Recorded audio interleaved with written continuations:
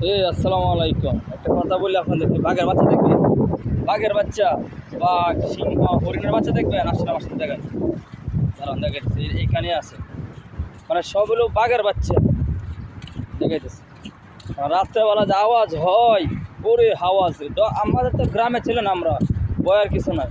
বাঘের বাচ্চা দেখেন, এই যে জায়গাটা আছে না, জঙ্গলটা, জঙ্গলের ভিতরে মানে বাঘের বাচ্চা আর হরিণের বাচ্চার অভাব নাই। কিন্তু এখন তার ভিতরে যায় গিয়ে তো আপনাদেরকে দেখানো যাবে না। ভিতরে আছে, বয়ে থাকে ভিতরে, মাঝে মাঝে বয়ে থাকে, মাঝে মাঝে বাইরে হয়, ঠিক আছে, বাইরে হলে দেখা যায়।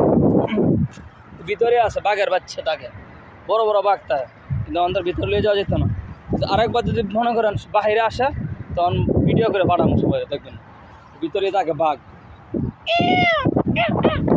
শিয়ালও থাকে, বড় বড় শিয়াল। এখন যদি গেলে একটা বাইরে, একটা যদি বাইরে, তো আমাদের এলাকায় আছে কসম, কসম কাঞ্জন আছে আমাদের, তারপরে মারাম বাঘের এক, তারপরে বাতি যাবো আমার লায়াম বাইর। আমাদের এক চাচা ছিল, নাম হলো কাঞ্চন। আলহামদুলিল্লাহ ভালো হয়ে গেছে, আল্লাহ হেদায়েত করছে। আগে এত পুংটা ছিল মানে বলার বাইরে। হ্যাঁ, আমরা একটু যেতে সরাসর আব্বার সাথে কাজে, কিশোরগঞ্জ সরাসর, পরে এক কুত্তা মানে সরাসর স্টেশন থেকে যখন সামনে যাওয়া যায়, তখন ক্রসিং আছে, এই ক্রসিং এরিয়ার মধ্যে একটা হিন্দু ফ্যামিলি থাকে, মানে ফাড়া মানা ফালারা। তো এই দিকে যখন যাইতেছি, কুত্তা আছে আমার চাচারা কামড় দিত।